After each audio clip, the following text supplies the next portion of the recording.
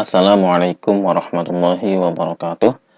Bismillah, alhamdulillah, Allahumma sholli ala sayyidina Muhammad.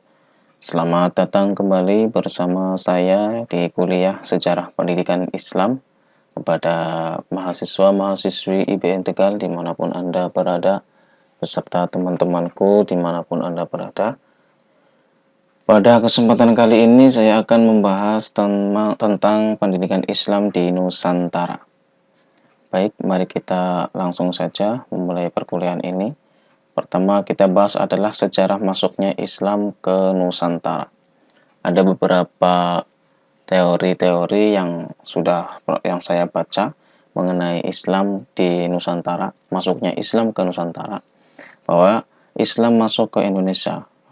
Ini cikal bakalnya Nusantara namanya Indonesia. Saya sebutkan di sini Indonesia ya. Jadi Islam masuk ke Nusantara pada waktu itu pada abad ke-7. Jadi pada tahun 30 Hijriah atau 651 ya, abad ke-7. Hanya berselang sekitar 20 tahun dari wafatnya Rasulullah, Khalifah Utsman bin Affan radhiyallahu an mengirim delegasi ke Cina untuk memperkenalkan daulah Islam yang belum lama berdiri. Jadi kalau kita lihat hijrah Rasul itu pada usia 51 ya, 51 tahun Rasul hijrah, kemudian wafat umur 63. Jadi sudah ada waktu sekitar 11 sampai 12 tahun. Kemudian berganti menjadi Abu Bakar 2 tahun ya, kemarin kita sudah bahas.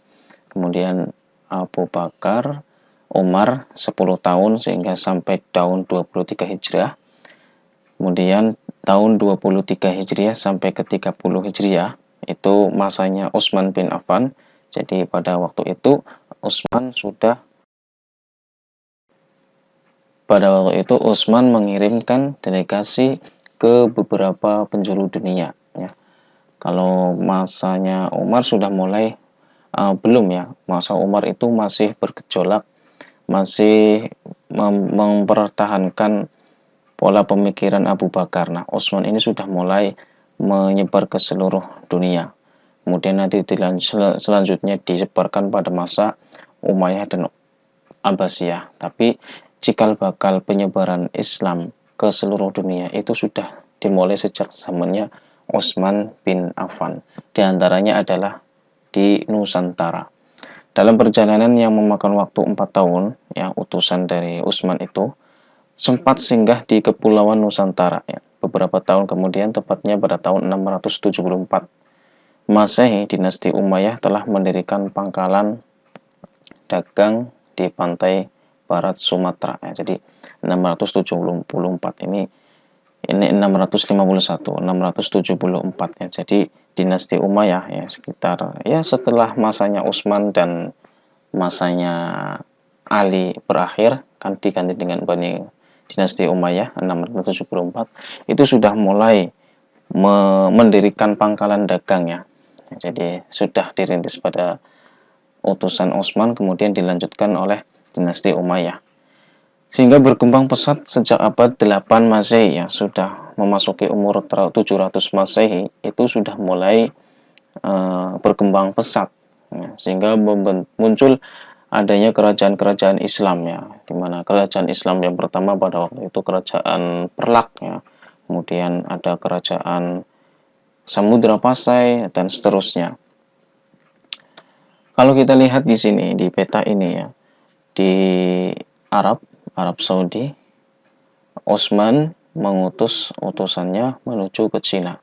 Tapi tidak menutup kemungkinan pula kemudian utusan itu juga mampir ke Indonesia, ke Nusantara, di Aceh ini pertama ya, sehingga mendirikan adanya kerajaan Perlak, Samudra Pasai dan seterusnya. Sehingga ada beberapa teori di sini ya. Ada teori Gujarat ya, teori masuknya Islam ke Nusantara ada 4 ya. Teori Gujarat, Persia, Cina, dan Makkah. Kalau kita lihat di sini, teori Gujarat itu dari India. Jadi Islam masuk ke Indonesia, ke Nusantara ini awalnya adalah dari Gujarat. Gujarat itu di India, dan dari Arab Saudi kemudian ke India, kemudian mampir ke Indonesia. Ada yang termasuk teori Cina ya. Arab ke Cina dulu kemudian ke Indonesia. Ada yang dari Persia ya, sekarang Iran ini ya. langsung ke Indonesia. Atau ada juga yang langsung dari Makkah menuju ke Indonesia, ke Nusantara ini. Jadi terlepas dari perdebatan awal mulanya Islam berasal dari mana, ya, dari Arab langsung atau Iran atau India atau Cina, itu tidak menutup eksistensi Nusantara pada waktu itu tentang lembaga pendidikannya. Artinya dari keempat teori ini ada pengaruh yang sangat signifikan dalam membentuk karakter bangsa Nusantara waktu itu, dalam membentuk kualitas lembaga pendidikan pada waktu itu. Dan ini adalah peta penyebaran Islam ya pada abad 1 sampai 16 Masehi bersamaan dengan 9 tahun Rasulullah berdakwah secara terbuka sekitar tahunnya 625 ya, pada masa-masa waktu itu. Itulah ada sebuah perkampungan Arab Islam di Barus, pesisir Sumatera. Kalau melihat ini ya berarti teorinya merupakan teori Mekah langsung ke Nusantara. Nah, ini adalah beberapa kawasan-kawasan yang pada waktu itu masih bernama kerajaan. Ada kerajaan Pasai, Malaka, Banjar, Talo, Demak, Giri, dan seterusnya. Belum nama Indonesia. Ini masih terpisah, tapi masuk dalam satu kawasan namanya Nusantara. Bahkan bukan cuma di Indonesia saja ya, masuk ke Thailand, Filipina, Singapura, Brunei, dan seterusnya. Itu masih dalam kawasan Nusantara. Hanya saja kerajaannya itu berbeda-beda. Nah, siapa yang membawa Islam masuk ke Nusantara? Ya, itu ada perdebatan atau perkhilafan di dalam dunia masuknya Islam ke Nusantara ya. Ada yang dari para pedagang, para ulama itu langsung sendiri, kemudian para kerajaan yang dari Arab kemudian langsung ke Indonesia. Ini memang terjadi perkhilafan, tidak ada yang tahu secara pasti sebenarnya siapa yang pertama kali menyebarkan. Ya namanya sejarah ya, bisa benar bisa salah. Tapi memang mayoritas sejarah mengatakan bahwa berasal dari dagang ya, dalam perdagangan.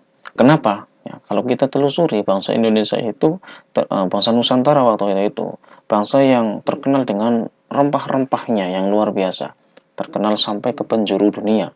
Kita lihat saja di lingkungan sekitar kita, banyak rempah-rempah ya, tumbuh-tumbuhan, tanaman-tanaman hijau banyak sekali di Indonesia. Bukan hanya tanaman saja ya, pertambangannya juga sangat melimpah. Maka negara terkaya termasuk diantaranya itu adalah negara Indonesia, calon cikal bakalnya dari Nusantara itu. Nah, dari perdagangan dari Mekah menuju ke Cina atau ke India kemudian melakukan perdagangan di pasar-pasar. Sebenarnya tidak heran ya, tidak asing lah dalam perdagangan kemudian menyebarkan tentang ajaran Islam. Rasulullah sendiri menyebarkan ajaran Islam itu diantaranya ya pada saat melakukan perdagangan. Ya, para sahabat pada waktu itu budaya Mekah itu ya di pasar-pasar itu sering melakukan perlombaan tentang syair-syair, melakukan perlombaan tentang pidato dan seterusnya. Ajaran Islam itu disampaikan di tempat-tempat umum dan itu ada di pasar. Maka tidak heran, tidak menutup kemungkinan bahwa memang awal masuknya Islam ke Nusantara itu ya dibawa oleh para pedagang. Ya, tentunya pedagang yang juga mempunyai wawasan keislaman yang luas, gitulah ya. Nah, kemudian setelah para pedagang melakukan ekspansi Islam di Nusantara, maka mendirikan sebuah lembaga-lembaga lembaga awal Islam di Nusantara itu adalah ada yang namanya pesantren, surau, meunasah, dan madrasah. Ini madrasah itu sebenarnya nama yang berasal dari Arab Saudi sendiri itu ya, yang mana madrasah ini nantinya adalah cikal bakal dari ketiga ini, pesantren, surau, dan meunasah. Kenapa pesantren, surau, dan meunasah? Ini adalah nama yang merupakan ciri khas dari tanah Nusantara. Kalau madrasah kan dari bahasa Arab darosa, ya darosanya terus darosatan, madrasah. Nah, jadi dari kata bahasa Arab. Kalau ini murni bahasa kalimat atau kata yang terambil dari budaya Nusantara. Nah, kalau pesantren itu identiknya di tanah Jawa ya. Kalau surau itu di Minangkabau, kalau Meunasah itu di Aceh. Ya. Seperti apa perinciannya di sini ya? Fungsi lembaga pendidikan Islam awal di Nusantara. Ketiga-tiganya itu memiliki fungsi yang sama sebenarnya ya, menjadi lembaga pendidikan untuk penyebaran ilmu. Kalau di Mekah, di awal Islam di Mekah dan Madinah itu ada yang namanya kutab ya, jadi fungsinya sama ya, sama seperti di kutab mungkin ya, di sufah, ahli sufah itu ya, hanya saja namanya yang berbeda. Nah, di Jawa, umat Islam mentransfer lembaga keagamaan Hindu Buddha menjadi pesantren. Jadi pesantren itu awal mulanya adalah perkumpulan orang-orang Hindu Buddha. Maka kita jangan terlalu menyalahkan atau menilai negatif terhadap budaya pesantren ya, bahwa pesantren itu sebagian adalah merupakan warisan dari agama Hindu Buddha. Di Minangkabau, mengambil surau sebagai peninggalan adat masyarakat setempat menjadi lembaga pendidikan Islam. Minangkabau surau itu juga tempat yang tadinya itu digunakan untuk ibadah para orang-orang Buddha Hindu ya. Jadi di Aceh juga menjadikan lembaga pendidikan sebagai lembaga pendidikan Islam. Sama ya. Kita itu Nusantara itu Islam masuk Nusantara itu tahun ya abad ke-7. Sebelum itu semuanya ya, semua kawasan di Nusantara didominasi oleh Hindu Buddha. Maka tidak menutup kemungkinan bahwa adat istiadat budaya yang ada di tempat Nusantara itu adalah peninggalan Hindu Buddha. Hanya saja ritualnya yang ritualnya yang isi ritualnya yang berbeda ya. Adat budayanya masih sama ya. Isi dari adat itu atau ritualnya yang berbeda ya. Kalau dulu misalkan orang-orang Hindu Buddha menyembah dalam perkumpulannya itu menjampi-jampi menyembah patung dan seterusnya. Kalau di Jawa di pesantren Munasah dan Surau itu perkumpulan, tapi di dalam perkumpulan itu membacakan zikir, membacakan sholawat, melakukan kajian ilmiah, ilmu dan seterusnya. Nah, sehingga terbentuklah yang namanya masjid ya. Kumpulan-kumpulan itu kemudian dibentuk menjadi ada menjadikan masjidnya. Nah, pada awal pendirian masjid di Nusantara itu ya fungsinya bermacam-macam. Bisa dijadikan untuk keagamaan, pendidikan, dan sosial. Itu fungsi masjid ya pada waktu itu. Nah, kalau kita lihat di Jawa itu ada peran Wali Songo yang sangat signifikan dalam menyebarkan Islam ya. Jadi itu di Jawa tidak lepas dari adanya Wali Songo. Meskipun di Jawa tapi juga mempunyai dampak yang sangat positif di beberapa kawasan lain selain di Jawa. Nah, ini pesantren ya, gambaran pesantren pada waktu itu. Dimana pesantren itu berawal dari berarti tempat tinggal para santri ya. Sedangkan istilah santri itu berasal dari bahasa Tamil yang berarti guru mengaji ya, pesantren. Pesantren sebelum dan sesudah kemerdekaan ya. Sebelum kemerdekaan berarti masih Nusantara ya. Kemudian setelah merdeka baru kemudian Indonesia diresmikan. Ada perbedaan sedikit di sini ya, pada waktu sebelum kemerdekaan, madrasah sebagai lembaga pendidikan Islam berfungsi menghubungkan sistem lama dengan sistem baru ya. Di pesantren itu kan juga ada kajian ada lembaga yang namanya kemudian dikembangkan menjadi madrasah, artinya mengadopsi ilmu-ilmu yang berasal dari sifat-sifat keagamaan, kemudian ditambah juga dengan ilmuwan-ilmuwan yang bersifat umum yang sekiranya tidak menghilangkan nilai budaya keislaman. Nah, setelah kemerdekaan, sesudah kemerdekaan itu ada aturan SKP 3 Menteri ya, di mana lulusan pesantren itu bisa disamakan dengan lulusan-lulusan pendidikan formal pada waktu itu. Itulah termasuk perkembangan pesantren ya. Nah, di Sumatera Barat, pendidikan Islam tradisional seperti yang tadi dikatakan surau, itu telah ada sebelum datangnya Islam ya. Maka jangan heran kalau kita ke Minangkabau itu ada masjid-masjid yang bentuknya berbentuk Minangkabau seperti masakan rumah Padang itulah ya. Surau adalah tempat yang dibangun untuk tempat ibadah tadi sudah saya terangkan di depan ya. Ini penjelasan singkat saja, Anda bisa melihat, memahami, atau bisa mensinkron screenshot dari lampiran layar ini. Nah, ini adalah contoh dari surau, surau nagari ya, surau di Minangkabau. Ini tempat sebagai majelis yang digunakan untuk sholat juga.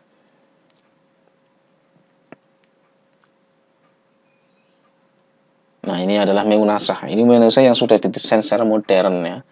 Nah, meunasah itu ya madrasah sebenarnya. Meunasah itu dari berasal dari bahasa yang serapan madrasah menjadi meunasah. Kalimatnya tidak beda jauh antara sah dengan madrasah. Meun, madrasah dalam bahasa Aceh meunasah, begitulah ya. Nah, ini meunasah merupakan tingkat pendidikan Islam terendah. Meunasah berasal dari bahasa Arab madrasah. Meunasah merupakan satu bangunan yang terdapat di setiap kampung.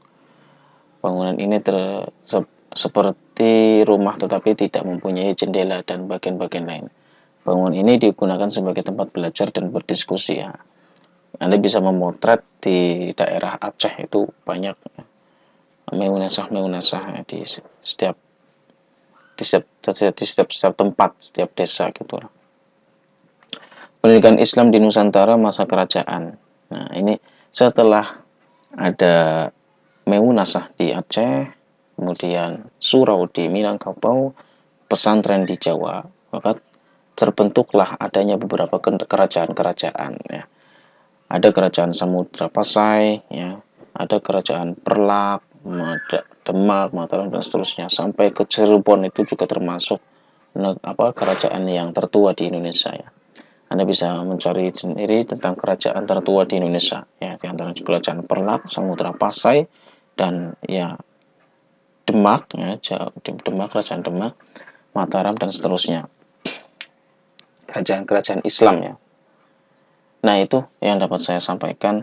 Mohon maaf atas segala kekurangan dan kekhilafan. Jika ada kesalahan dalam penyampaian atau kurang memberikan pemahaman yang lebih, mohon maaf. Terima kasih. Saya akhiri. Wassalamualaikum warahmatullahi wabarakatuh.